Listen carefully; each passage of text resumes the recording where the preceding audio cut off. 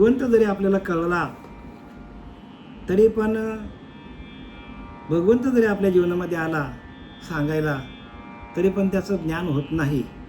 कारण आपल्याला उदाहरण दिलेलं आहे. आपल्याला उदाहरणाकडे जायचं असेल तर आपण नामदेवरायांकडे जाऊया. नामदेवरायांच्या हातातून देव जेवायचा, त्यांच्या कीर्तनामध्ये रंगून जायचा, पण तरी पण नामदेवराय कच्चा होता. कच्चा बेकच्चा नाही गुरु का बच्चा. म्हणजे काय सांगायचं की जोपर्यंत संत आपल्या जीवनामध्ये येत नाही तोपर्यंत आपल्याला हे ज्ञान होणार नाही. भगवंत प्रत्यक्ष जेवत होता तरी पण त्यांना भगवंतांनी सांगितलं, बाबा नाम्या तू गुरुला शरण जा. आणि जीवनामध्ये हेच जे गुह्य आहे. तुका म्हणे किल्ली संता हाते दिली. संतांच्या हातामध्ये गुरु किल्ली आहे. आणि हे भगवंताने प्रत्यक्ष नामदेवरायांना सांगितलं. आणि मग ते विसोबा खेचरांना शरण गेलेले आहेत. आणि त्याच्यानंतर त्यांना ज्ञान झालेलं आहे. खेचर विसा केला गुरु, तेने झाला मज साक्षात्कार झाला त्याला. आणि साक्षात्कार फार महत्त्वाचा आहे. म्हणून आता वंदू संत सज्जन जे परमार्थाचे अधिष्ठान, जयाचे नि गुह्य ज्ञान प्रगटे जनी. समर्थ रामदासांनी पहिलीच ओवी या संत स्तवनामध्ये लिहिली आहे. आता वंदू संत सज्जन जे परमार्थाचे अधिष्ठान, परमार्थाचा अधिष्ठान दाखवणारे संत की जे प्रत्यक्ष स्वतःच्या त्या अधिष्ठानावर आरूढ झाले, आत्मतत्वावर आरूढ झाले, आत्मतत्वाशी एकरूप झाले.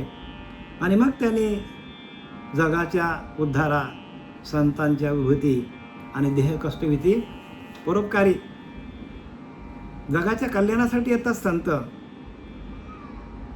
आणि म्हणून आता वंदू संत सज्जन जे परमार्थाचे अधिष्ठान, ज्यांनी आपल्याला भगवंताचं अधिष्ठान दाखवून दिला आणि त्या दाखवलेल्या अधिष्ठानातून आपल्याला हे ज्ञान प्राप्त होतं. आपण अशी कितीही पूजा केली, हवन केलं, यज्ञ केलं तरी हे ज्ञान होत नाही. आणि म्हणून संतांना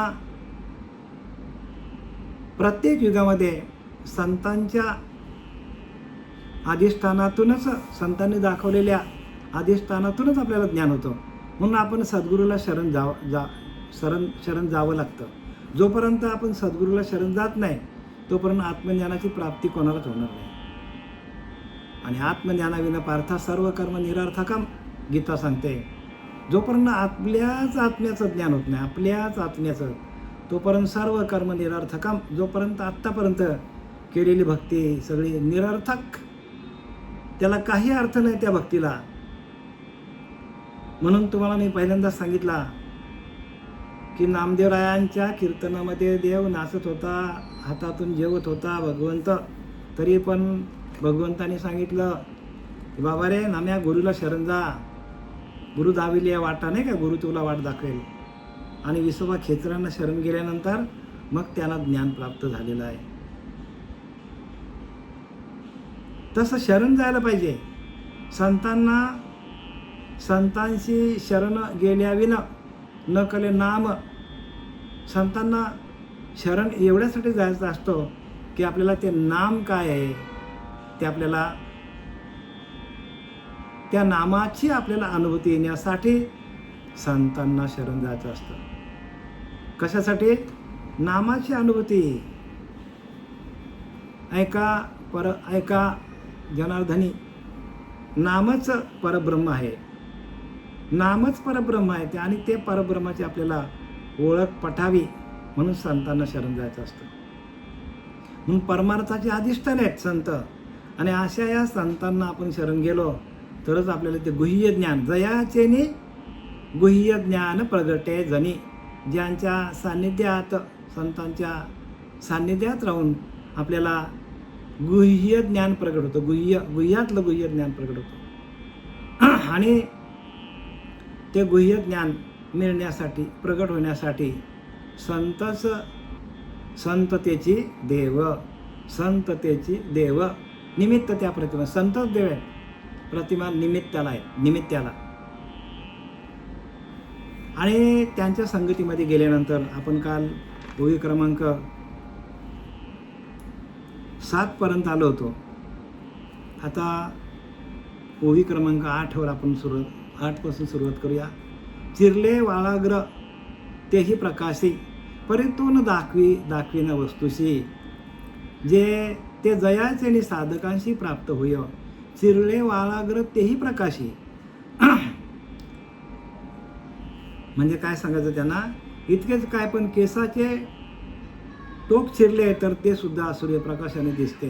म्हणजे आपल्या केसाचे आपण चिरलं, केसाला केसाचे आपण 2 भाग केले तरी पण त्या सूर्याच्या प्रकाशात दिसतो. पण ते जे गुह्य आहे ते सूर्याच्या प्रकाशाने दिसत नाही, त्यांना गुरुच लागतो. गुरुशिवाय आपल्याला हे गुह्य ज्ञान प्रकाशित होणार नाही. लिहिले का? आता याच्या आधी पण सांगितले की 16 कळी पूर्ण शशी, दाखवून सखेन वस्तूशी, तीव्र आदित्य कळारासी तोही दाखवेना. सूर्य पण दाखवू शकत नाही, चंद्रही दाखवू शकत नाही. जया सूर्याचे प्रकाश ऊर्ण तंतू तोही दिसे. सूर्याचा प्रकाश बघा आपल्या आतमध्ये आला, घरामध्ये झरोका आला सूर्याचा, तर त्या झरोक्यामध्ये अनेक बारीक बारीक बारीक बारीक कण असतात, धुळीचे कण, ते दिसतात आपल्याला सूर्याच्या प्रकाशामध्ये. पण तेही न दाखवू शके वस्तूशी, पण ते पण आपल्याला आत्मज्ञान देऊ शकत नाही, आत्मा दाखवू शकत नाही.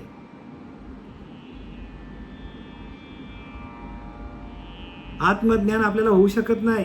किती पण कुठला पण प्रकाश घेतला आपण, चंद्र, सूर्य, अजून काय असतील जगामध्ये, ते काहीही आपल्याला आत्मज्ञान देऊ शकत नाही. फक्त एकच आहे ज्ञान दाखवणारा, तो म्हणजे श्री गुरु. आणि म्हणून इथं लिहिलंय की जयाचेने गुह्य ज्ञान, त्या समर्थांच्या, त्या संतांच्या मार्गदर्शनाने, संतांच्या अनुग्रहातून, संतांच्या प्रबोधाच्या चिंतनातून आपल्याला गुह्य ज्ञान प्रगट होतो. जेथे आक्षेप आटले, जेथे प्रयत्न प्रस्तावले, बघा जेथे आक्षेप आटले म्हणजे काय की वाणी पण सहस्त्र मुखाचा शेष पण थकला, सहस्त्र मुखाचा शेष आहे तो पण आपल्याला या ज्ञानाची प्राप्ती करून देणार नाही. न कळे नेती ऐसे बोलत असे वेदश्रुती. 4 वेद, 6 शास्त्र, 18 पुराणे पण भगवंताचं ज्ञान देऊ शकत नाही, आत्मज्ञान देऊ शकत नाही. आणि ते ज्ञान कोणाकडून मिळतं आपल्याला, जे त्रैलोकी नाही दान, ते करीती संत सज्जन. जे 3 लोकांमध्ये जे ज्ञान नाही ते संतांकडे आहे. ते म्हणून तुका म्हणे किल्ली संत हाते दिली. जे त्रैलोकी नाही दान, हे दान आहे. दान म्हणजे कोणी गाय दान करतो, कोणी घर दान करतो, कोणी जमीन दान करतो, असे अनेक प्रकारचे दान, कोणी अन्नदान करतो. पण ज्ञानदान सगळ्यात श्रेष्ठ दान आहे. म्हणून संसार ऐसा दारुण, जो भेटला असे हरुसिनो, तो ज्ञानदानू सकरुण भजीजे गुरु. ज्ञानवरा सांगतात 17व्या अध्यायामध्ये, संसार ऐसा दारुण, जो भेटला असे हरुसिनो, तो ज्ञानदानू सकरुण भजीजे गुरु. ज्ञानदान करण्यामध्ये माहीर असलेला श्री गुरु आपल्या जीवनात येत नाही. जसं नामदेवराच्या जीवनामध्ये आला विसोबा खेचर, जसं तुकोबारांच्या जीवनामध्ये आलं बाबाजी चैतन्य, जसं ज्ञानोबारांच्या जीवनामध्ये निवृत्तीनाथ आले, तसं आपल्या जीवनामध्ये श्रीपाद बाबा आले, रामदास बाबा आले. त्यामुळं आपल्याला हे ज्ञान प्राप्त झालं. आणि म्हणून संतांचं स्तवन सगळ्यात मोठं आहे बरं का जगामध्ये. गुरु गोविंद दोऊ खडे, काके लागू पाय. सांगतात गुरु आणि गोविंद, देव आणि गुरु दोन्ही समोर उभे राहिले, कोणाचा पाय पडायचा? बलहारी गुरु आपनो, म्हणजे गुरुच्याच पाय पडायचा पहिल्यांदा, कारण गुरु आपल्याला देवाची ओळख करून देतो. गुरु काय करतो? देवाची, म्हणून गुरुच्या पहिला पाय पडला पाहिजे. देवापेक्षा गुरुला जास्त स्थान आहे.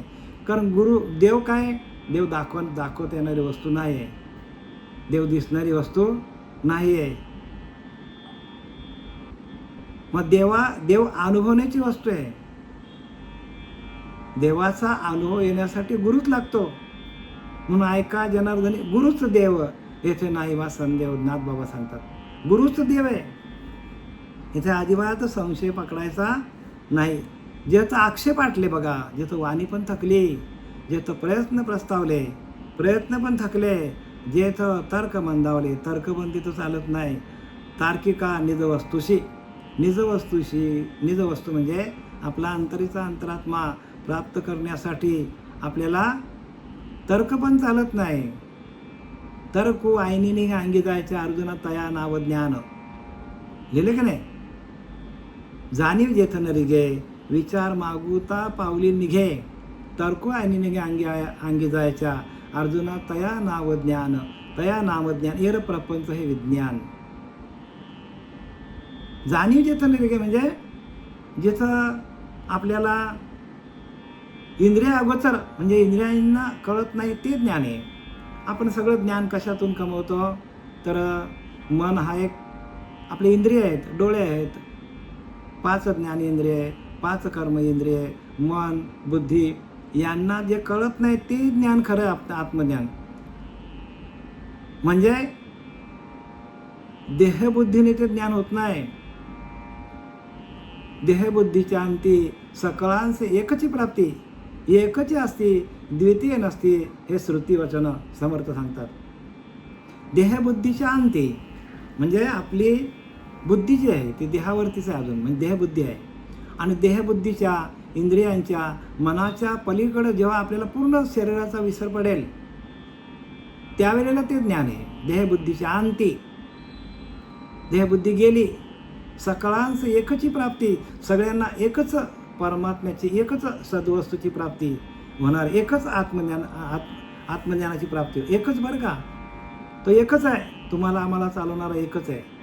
म्हणून आपला तो एक देव करून घ्यावा, ते नवीन जीवा सुख नव्हे.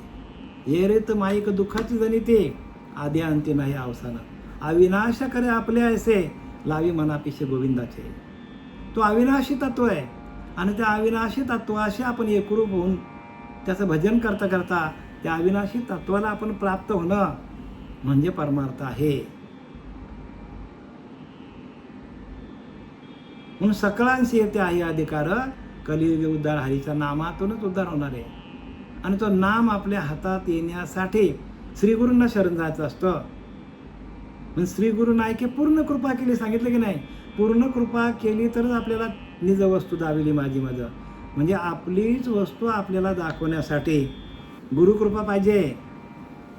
जोपर्यंत गुरुची कृपा होत नाही तोपर्यंत हे ज्ञान होणार नाही.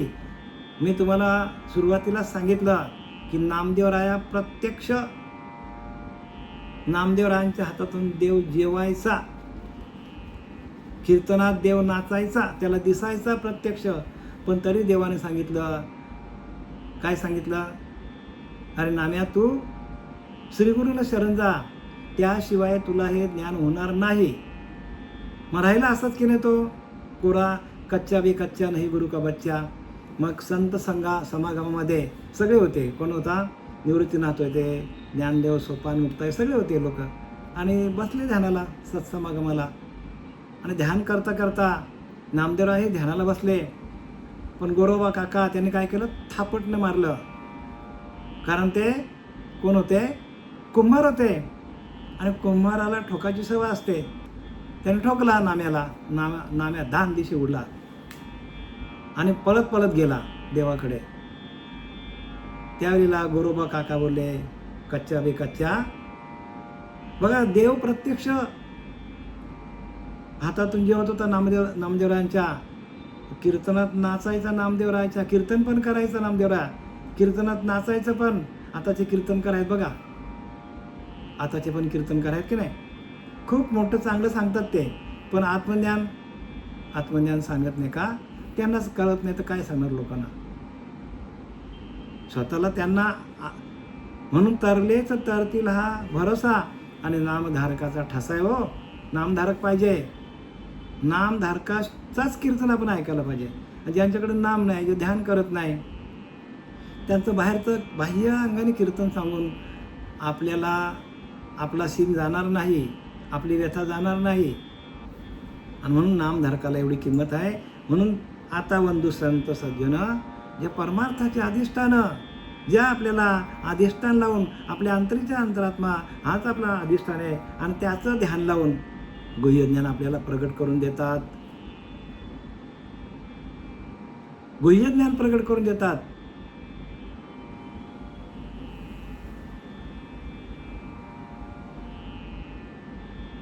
पण श्री गुरु नायके पूर्ण कृपा केली. निज वस्तू दाविली माझी मज, माझे सुख दाविले मज डोळा. बघा, माझं सुख मला माझ्याच डोळ्याने दाखवलं. दिली प्रेम कळा ज्ञानमुद्रा. आणि त्यांनी काय केलं? प्रेम दिलं. आणि ज्ञानमुद्रा म्हणजे मुद्रा कशी लावायची, ध्यान कसं करायचं मला सांगितलं. आणि दिली प्रेम कळा, प्रेम कसं लावायचं आपल्या निज वस्तूवर, आणि मुद्रा कशी लावायची, ध्यान कसं करायचं, ह्या प्रक्रिया करून दाखवल्या आपल्याला श्री गुरूंनी. आणि मग सांगतात की नामा म्हणे निक्की सापडली कोण. नामदेवराज सांगतात की आता मला खून सापडली की भगवंताच्या त्या नामाशी आपण एकरूप कसं व्हायचं आणि त्या भगवंताचं भजन कसं करायचं, ही मला खून सांगितली त्यांनी.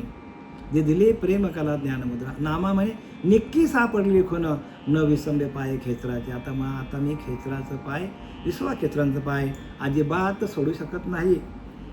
हे नामदेवरायाच्या मुखातले वाक्य आहेत. ज्यावेळेला गुरु केला त्यावेळेची वाक्य आहेत ही सगळी. हा अभंग नामदेवरायाने स्वतः लिहिला आहे. श्री गुरु नायके पूर्ण कृपा केली. तसं जोपर्यंत गुरु आपल्याला पूर्ण कृपा करत नाही तोपर्यंत ते गुह्य ज्ञान, जयाचेने गुह्य ज्ञान, संतांच्या द्वारे संतांच्या संगतीने गुह्य ज्ञान प्रगट होतो. आणि संत नसतील तर गुह्य ज्ञान प्रगट होणार. आणि संतच पाहिजे ते. हो, तिथे काय पाहिजे? संत पाहिजे. आणि संताविन प्राप्ती नाही, ऐसे वेद देत असे काय. संतांशिवाय ती प्राप्ती नाही. हो, वेद पण तेच सांगतात. 4 वेद, 6 शास्त्र, 18 पुराणे, ते पण तेच सांगतात की संतांशिवाय प्राप्ती नाही. आणि म्हणून काय लिहिले ते? भाग्याचा उदय ते हे जोडी संत पाय. भाग्य जीवनामध्ये आपलं आलं तर ते हे जोडी संत पाय. आता येथून नुठू माथा, मरणा वाचून याथा. तुकोबाला सांगतात भाग्याचा उदय ते हे जोडी संत पाय. भाग्य आलं, भाग्य तुमच्या जीवनामध्ये आलं. भाग्य कशाला म्हणतात? की संतांच्या पायाचं दर्शन होणं याला भाग्य म्हणतात. येथून या नुठू माथा, मरणा वाचून आता. म्हणजे मरेपर्यंत आता मी संतांचं पाय सोडणार नाही. का? तर भाग्याचा उदय झाला. त्या दिवशी आपले भाग्य उदयाला येतात की ज्या दिवशी आपल्याला संतांचं दर्शन होतं. आणि संतांच्या दर्शनाने संत दर्शने थोर लाभ पद्मनाभ जोडीला. बघा, संतांच्या दर्शन झाल्या आपली पद्मनाभ जोडली जाते. नाभीच्या ठिकाणी जी आपली उपासना आहे, जे आपलं नामस्मरण चालू आहे, जे आधी अनादी काळापासून चालू आहे, ते आपल्याला मिळतं. आणि ते देणारे ते संत असतात. बाकी गुरु आहेत पण ते जीवशिवाचं ऐक्य करून देऊ शकत नाही.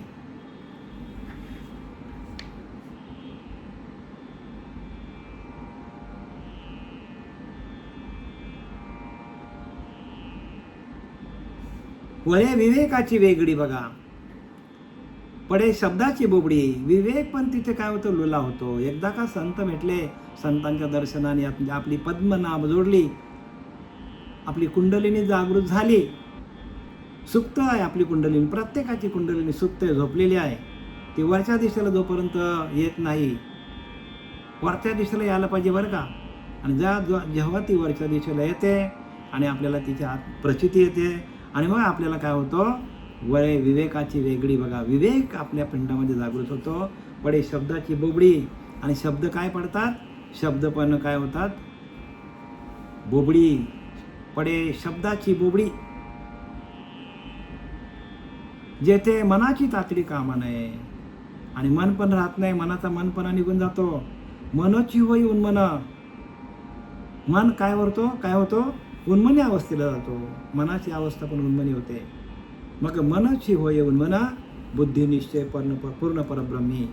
बुद्धीचा निश्चय होऊन जातो की आपणच परब्रह्म आहोत. बुद्धी निश्चय पूर्ण परब्रह्मी. आणि ब्रह्म स्वरूपाची आपल्याला अनुभूती येते. कोणाच्या द्वारे? तर संतांच्या द्वारे. म्हणून तेची संत ज्यांचा हेत विठ्ठली. बघा, दुसरं काय शिकवत नाही संत. फक्त विठ्ठल विठ्ठल विठ्ठल विठ्ठल, हरी हरी हरी हरी. जे काय आपल्याला नाम दिलेलं आहे त्या नामाचं सातत्यानं चिंतन करता करता त्या चिंतनातून आपल्याला चित्तामध्ये तो प्रगट होतो. तै चित्ती प्रगटे चैतन्य घन. चित्तामध्ये चैतन्य नावाचं ईश्वर प्राप्त होतो. मग मनची होय उन्मन. बघा, मन काय होतो? उन्मनी अवस्थेला जातो. बुद्धी निश्चय पूर्ण परब्रह्मी. आपणच परब्रह्म तसा आपल्याला अनुभव येतो. जेथं मनाची तातडी कामाने मन पण तिथं मन पण उन्मनी होऊन जातो. जो बोलकेपणे विशेष, सहस्त्रमुखांचा जो शेष, तो ईश्वरला निशेष वस्तून संगवे. जो बोलकेपणे विशेष. बघा, पुराणामध्ये असं वर्णन केलेलं आहे की त्या शेषाला 1000 तोंड असतात व प्रत्येक तोंड बोलू शकतो. अर्थात त्याचा बोलकेपणा सर्वांच्या पेक्षा अधिक आहे. शेषाला 1000 मुख आहेत. तर 1000 मुखांचा शेषही त्या भगवंताचं वर्णन करू शकत नाही. म्हणजे शेषही पुढे मौनाला आहे. म्हणजे काय सांगतात की न कळे नेती म्हणजे 4 वेद 18 पुराण 6 शास्त्र. हरीशी जाणते. 4 वेद 6 शास्त्र 18 पुराण ते पण सांगतात नेती म्हणजे कळत नाही म्हणून ते पण स्तब्ध होतात. सहस्त्रमुखांचा शेष पण काय होतो? मौनाला जातो आणि तोही शांत होऊन जातो. पण ती वस्तू आपल्याला गुरुकृपेने, गुरुच्या आशीर्वादाने गुह्य आपल्याला वस्तू प्राप्त होते.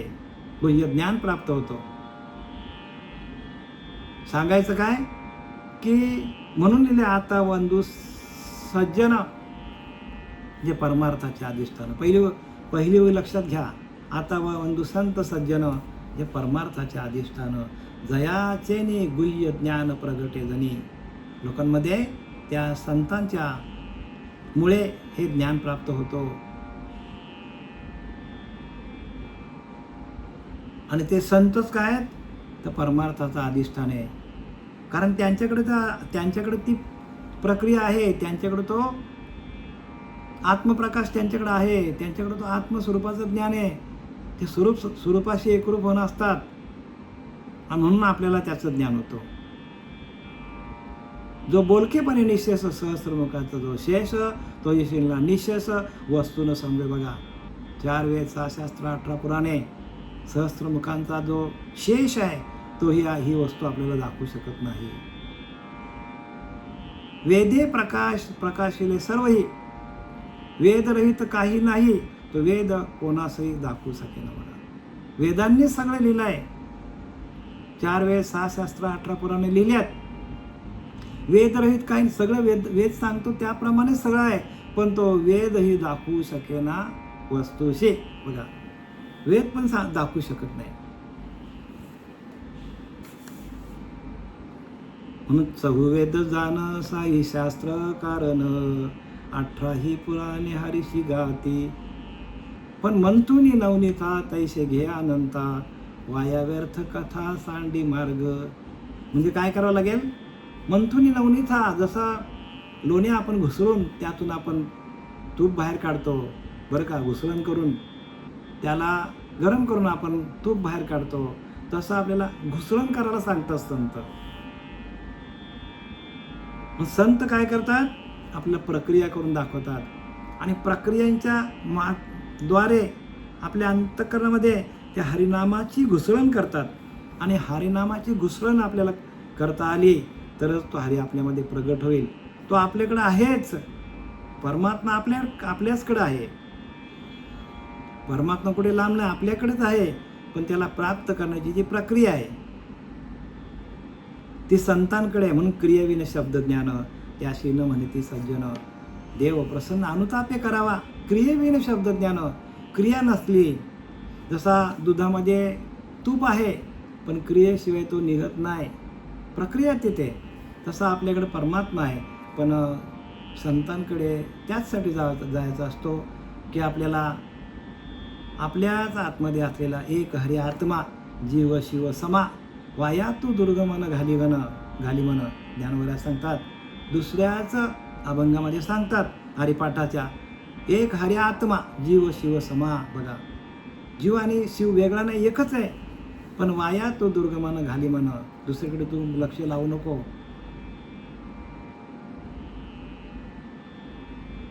मंथुनी नवनीता अतिशय अनंत, म्हणजे आपल्याला नामाचं मंथन करावं लागेल तरच आपल्याला त्याची प्राप्ती होईल.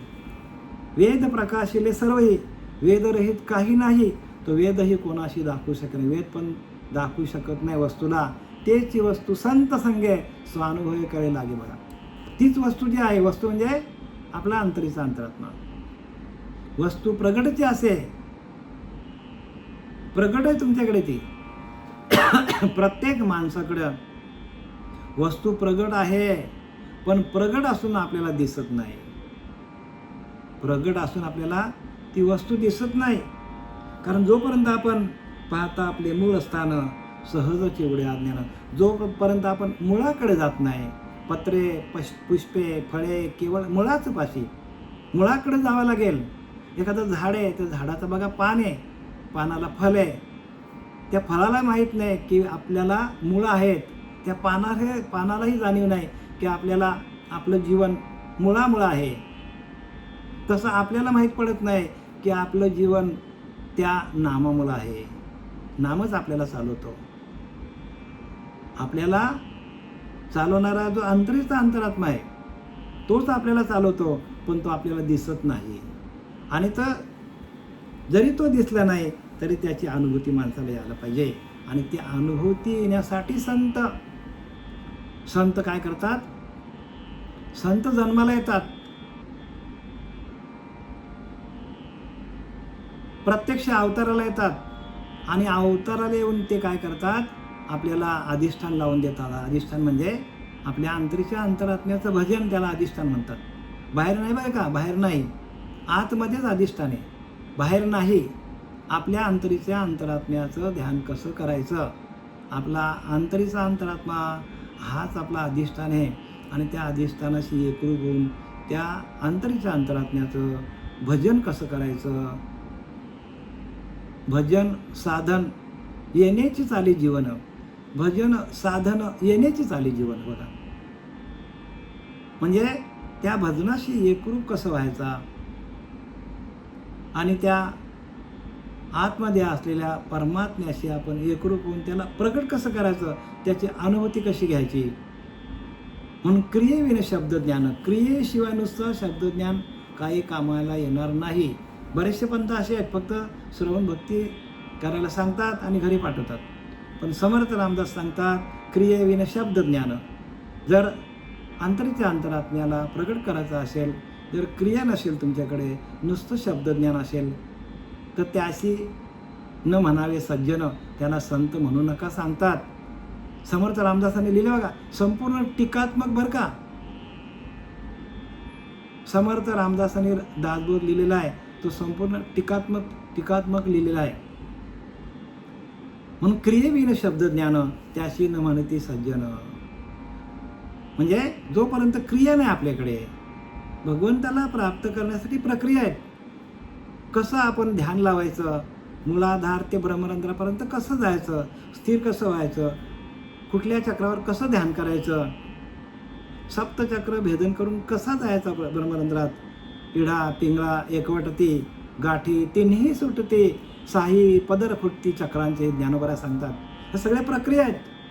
आणि या प्रक्रियेच्या माध्यमातून ज्ञान होतो. नुसतं ऐकणं म्हणजे ज्ञान नाही बरं का. ज्ञान भरपूर आहे पण आत्मज्ञान होणार नाही. आणि त्या ऐकीव ज्ञानातून आपल्याला आपली सुटका करून घेता येणार नाही. मग काय करायला लागेल? तर आपल्याला श्रवण भक्तीबरोबर आपल्याला आपल्याच अंतरीच्या अंतरात्म्याचं ध्यान कसं लावायचं, त्याच्याशी तादात्म्य कसं साधायचं आणि आपल्या देहाचा आपल्याला विसर कसा पडेल ह्याच्यासाठी आपल्याला ती साधना करायला पाहिजे. तुका म्हणे आम्हा कळते चाचणी बडबडीची वाणी अथवा सत्य. तुकाराम महाराज सांगतात की मला कळतो लोक काय करतात, कसे बोलतात, त्यांना ज्ञान आहे की नाही आहे की नाही आहे हे मला संपूर्ण कळतो. का तर तुका म्हणे आम्हा कळते चाचणी बडबडीची वाणी अथवा सत्य. एखादा माणूस बडबड करतो का अनुभवाचं सांगतो का उगाचच बडबड करतो हे मला सगळं समजतं. कारण देहाच्या निरसने पाविजेच्या ठाया, देहाचा पूर्णपणे विसर पडला तरच तिथे आपल्याला जाता येतो. कारण इंद्रिय अगोचर तुझा महिमा, इंद्रिय अगम्य तुझा महिमा, म्हणजे इंद्रियांना कळत नाही. जोपर्यंत आपण इंद्रियांवर आहोत तोपर्यंत ते ज्ञान होत नाही. इंद्रियांच्या पलीकडं, इंद्रियांच्या संगती, इंद्रियांच्या पलीकडं जावं लागेल. समाधी स्थिती केवळ समाधी लागली पाहिजे आपली. जो होईल निश्चल तै तू पावशी केवळ योग स्थिती. बघा, समाधी स्थिती केवळ जो होईल निश्चल तव तू पावशी केवळ योग स्थिती. म्हणजे इंद्रियांच्याही पलीकडं ज्ञान आहे. जोपर्यंत आपण ध्यान करता करता आपल्या इंद्रियांची आपल्याला आठवण आहे, आपल्या इंद्रियांमध्ये जे काय चालले ते आपल्याला समजतं, म्हणजे जाणीव आहे, तोपर्यंत ते ज्ञान नाही. ज्ञान कधी होतो? संपूर्ण देहाचा पूर्णपणे विसर पडला तरच त्याची आपल्याला अनुभूती येते. बघा, तुम्ही ध्यान करता, तुम्ही प्रत्येकाने घ्या, आम्ही काय सांगतो ते. समर्थांनी तेच लिहिलं आहे, ज्ञानोबारांनी तेच लिहिलं आहे. कोणी कुठल्याही संतांनी वेगळं ज्ञान दिलेलं नाही. सगळ्यांचं म्हणणं एकच आहे. पण आपण काय करतो? आपण त्या ठिकाणी जागं नाही. आपण स्वरूपाच्या ठिकाणी जागे नाही आहोत, झोपलेलो आहोत. म्हणून काही आयशी दया दशा येईल चित्त पांडुरंगा झुरत असे. काही आयशी दशा येईल माझी चित्त पांडुरंगा झुरत असे. कधी अशी माझी दशा येईल? तुकाराम महाराज सांगतात की चित्त माझे पांडुरंगाशी सारखं आपल्याला कधी होईल देवाची भेट, कधी देवाची भेट असं आपल्याला व्हायला पाहिजे. कधी आपल्याला तो आत्मसाक्षात्कार होईल, कधी एकदा आपल्याला आपलं अखंड ध्यान चालेल, अखंड चिंतन विठोबाचं कधी चालू होईल अशी आपल्याला ओढ असली पाहिजे. प्रत्येक जीवाला ओढ असली पाहिजे. आणि ती ओढच आपल्याला काय करतो? भगवंताशी एकरूप करतो. आपल्याला ओढ असेल तर बरं का. आणि आपण नुसतंच ऐकतो ना, इकडनं नळी फुंकली सोनारे आणि इकडून तिकडून गेले वारे, तर मग ते नाही होणार. कारण आपल्याला साठवता यायला पाहिजे.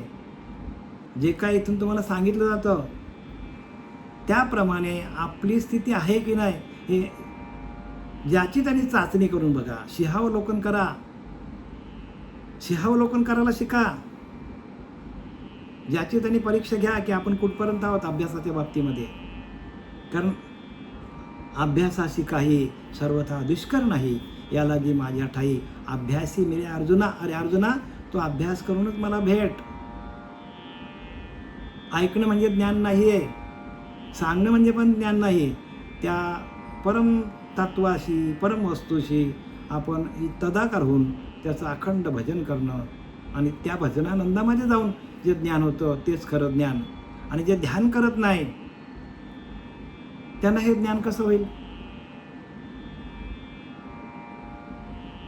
वेदे प्रकाशिले सर्वही, वेद रहित काही नाही, तो वेद कोणाशी दाखवू सके ना. बरं का, तो वेद पण ही वस्तू दाखवू शकत. तेची वस्तू संत संगे स्वानुभवे कळू लागे. बघा किती स्पष्ट सांगितले.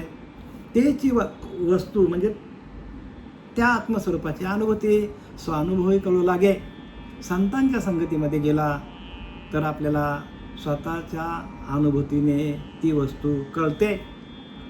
तेची वस्तू संत संगे स्वानुभवे कळू लागे. त्याचा महिमा वचनी सांगे ऐसा कवनू. त्याचा महिमा, त्या वस्तूचा, त्या निज वस्तूचा महिमा वचनी सांगे ऐसा कवनू, म्हणजे त्या निज वस्तूचा महिमा आपल्याला शब्दाने सांगता येणार नाही, कीर्तनाने सांगता येणार नाही. प्रवचनाने सांगता येणार नाही. मग काय करावं लागेल? तेची वस्तू संत संगे, संतांच्या समागमामध्ये गेलो आपण, संतांची संगत केली, संतांशी आपण आत्मचर्चा केली, संतांकडून आपण प्रक्रिया शिकून घेतली, संतांकडून आपली कुंडलिनी जागृत झाली, संत कृपेने, संत दर्शने थोर लाभ पद्मनाभ जोडिला. जर आपला पद्मनाभ जोडला गेला तरच तिची अनुभूती येईल आपल्याला. तेची वस्तू संत संगे स्वानुभवे कळव लागे. स्वतःच्या अनुभवाने आपल्याला ती कळायला लागते. त्याचा महिमा वचनी सांगे ऐसा कवनू. तर त्या वस्तूचा, त्या आत्मज्ञानाचा महिमा आपल्याला शब्दाने सांगता येणार नाही. त्या आत्मज्ञानाचा महिमा शब्दाने गाता येणार नाही, शब्दाने सांगता येणार नाही. विचित्र कळा ये मायेची, परी ओळखी न संग वस्तूची. बघा, विचित्र कळा या मायेची, परी ओळखी न संग वस्तूची. माया तिता अनंताची, संत सोय सांगते. माया तिता अनंताची, मायेच्या पलीकडे असलेली वस्तू आहे ती आपल्याला संत दाखवतात. विचित्र कळा आहे मायेची. माया कशी आहे? विचित्र आहे माया. हो, मायेच्या अंगी अनेक विचित्र कळा आहेत, पण मायेच्या पलीकडे असलेला अनंत परमात्मा वस्तूच्या प्राप्तीचा सोयीचा उपाय फक्त संत सांगू शकतात. फक्त संत सांगू शकतात. म्हणून संतांची संगती मनोमार्गगती आकळावा श्रीपती येणे पंथी. संतांच्या संगतीमध्ये आपल्याला जावं लागेल.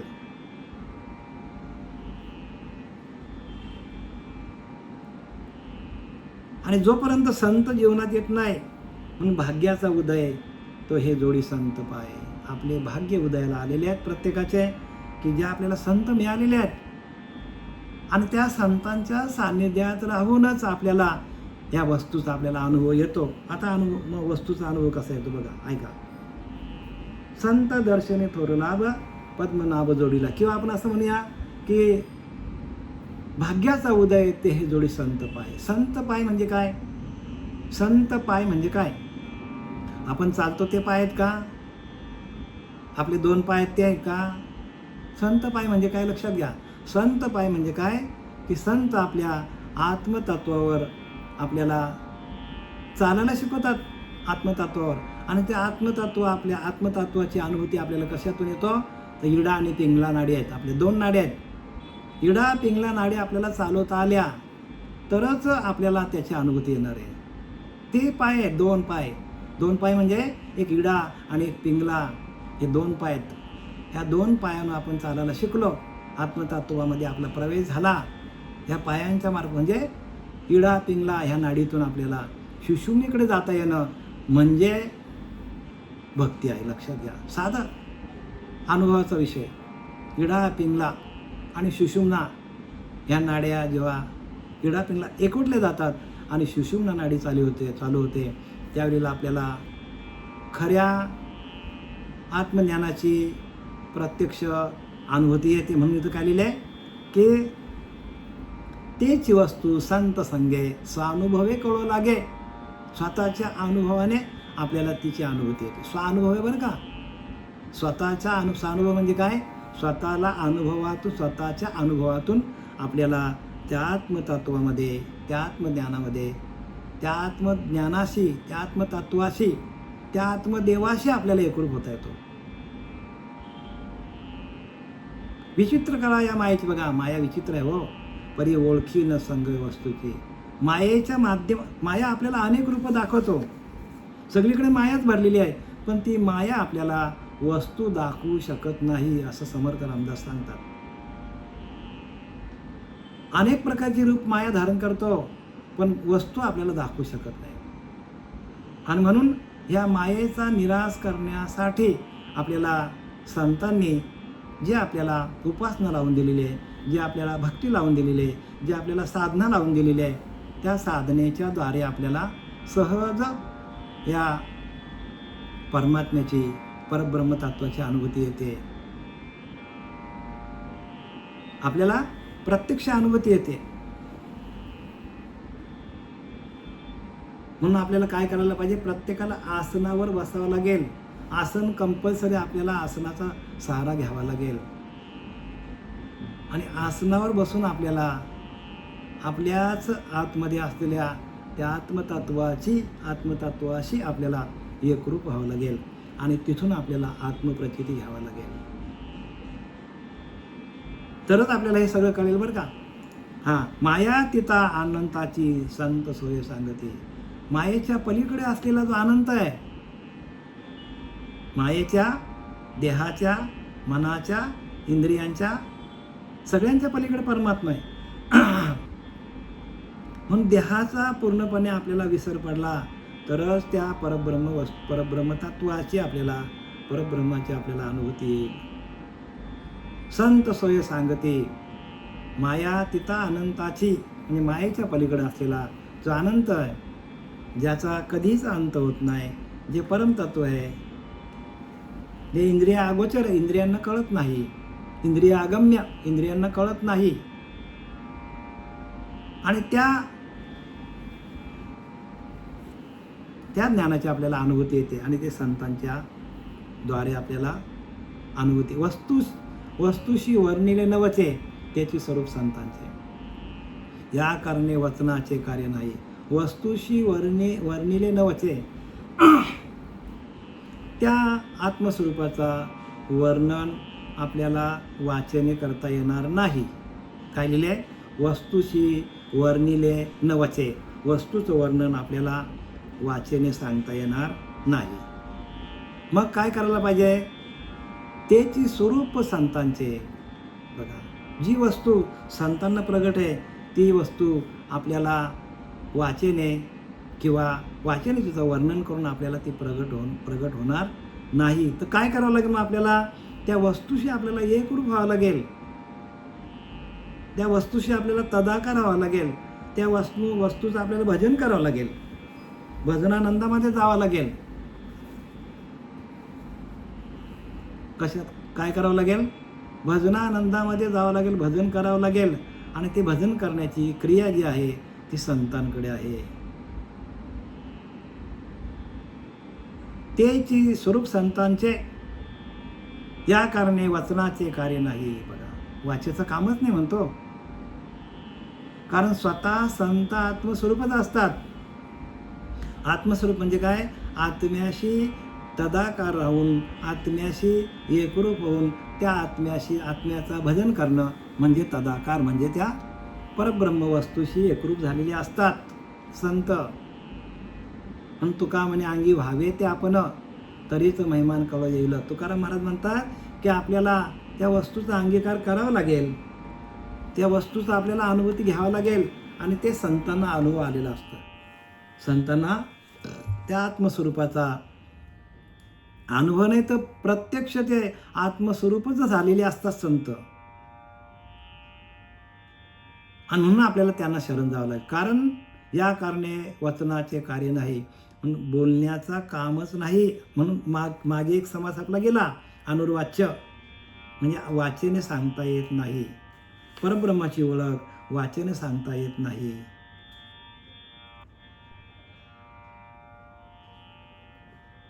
मग त्यासाठी काय करावं लागेल? तर आपल्याला त्या वस्तूशी तदाकार एकरूप व्हावं लागेल. संत आनंदाचे स्थळ कसं आहे? संत आनंद स्वरूप आहेत. म्हणजे कसे आहेत संत? तर सच्चिदानंद स्वरूप संत आहेत. आणि सच्चिदानंद स्वरूप हेच वस्तूचं खरं स्वरूप आहे. आणि ते सच्चिदानंद स्वरूप संतांकडे आहे. सच्चिदानंद सद्गुरू श्रीपाद बाबा, सच्चिदानंद सद्गुरू रामदास बाबा, सच्चिदानंद सद्गुरू दिवेकर बाबा, या संतांकडे ते सच्चिदानंद स्वरूप होतं आणि ते त्यांनी आपल्याला दिलं. आपणासारखे करीती तात्काळ म्हणजे काय? त्यांच्याकडे ती वस्तू होती, आनंद स्वरूप अवस्था होती आणि त्यांनी आपल्याला दिलं. आपणासारखे करीती तात्काळ, नाही काळ वेळ तया लागी. काळ नाही, वेळ नाही, काही लागत नाही. आपल्यासारखे करतात. आपणासारखे करीती तात्काळ. संत कसे करतात? जे वस्तू परम दुर्लभ, जयाचा अलभ्य लाभ, त्याची होय सुलभ संत संग करून. बघा, संतांच्या संगतीमध्ये ज्ञान आहे. संतांची संगत जरा जरी सुटली तरी ते ज्ञान होणार नाही. आणि संत ओळखता यायला पाहिजे बरं का. संत ओळखता यायला पाहिजे. यातनं सगळं संत कसे असतात ते आता तुम्हाला दाखवलं समर्थांनी. संत आनंदाचे स्थळ, संत सुखाची केवळ. बघा, संत कसे असतात? सुख असतात, म्हणजे सुखी असतात. सुख म्हणजे काय? आत्मतत्वाशी एकरूप होऊन त्या भजनानंदामध्ये जाणं. म्हणून संत सुखाचे केवळ. संत सुखाची केवळ म्हणजे संतांकडे सुख असतो, समाधान असतो, शांती असतो. नाना संतोषाचे मूळ ते संत. नाना संतोषाचे मूळ ते हे संत. म्हणजे कसं आहे तर स्वतः ते आत्मस्वरूप असल्यामुळे आत्मस्वरूपाचे वर्णन करता येत नाही, म्हणून तेथं शब्द कामा येत नाही. बघा, शब्दांचं काही काम नाही. स्वतः ते आपल्याला आपणासारखे करीत, म्हणजे आपल्यासारखं करतात. ते आनंदामध्ये आहेत, ते सुखामध्ये आहेत, तर आपल्यालाही तसं घडवतात, आपल्याला तसं बनवतात ते. म्हणून संत विश्रांतीची विश्रांती.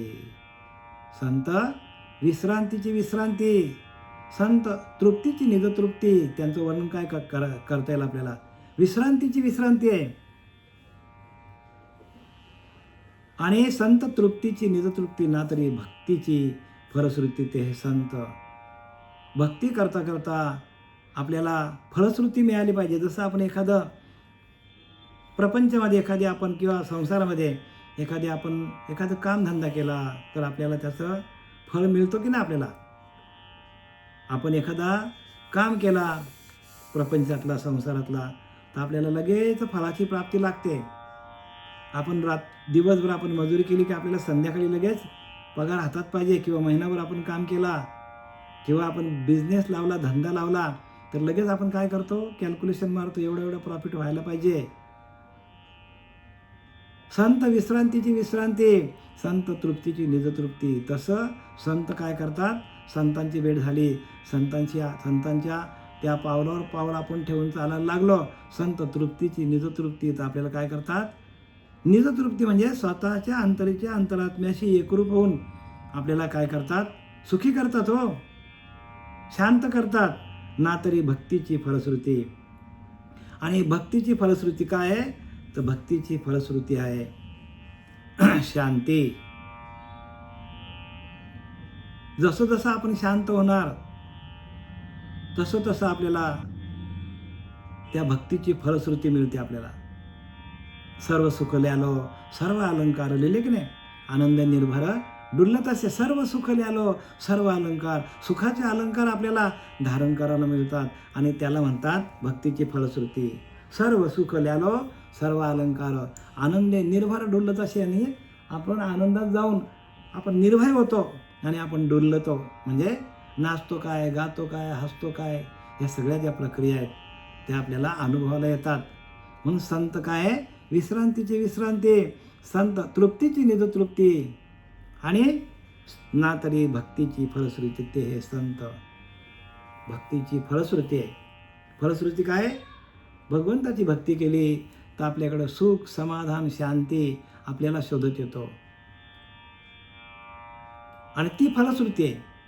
नाही तर फलश्रुती लोक काय समजतात? देवाची पूजा केली तर आम्हाला गाडी मिळाली, बंगला मिळाला, जागा मिळाली, 1 BHK 4 BHK घेतला. हे सुख नाही सांगितलं. सुख म्हणजे काय? सुख म्हणजे समाधान, शांती. त्या परमतत्वाचं भजन करता करता आपल्या अंतःकरणामध्ये त्या नामाचा भाव तयार होणं आणि नामाच्या भावातून आलेलं आपल्याला अनुभूती, याला म्हणतात सुख आणि समाधान.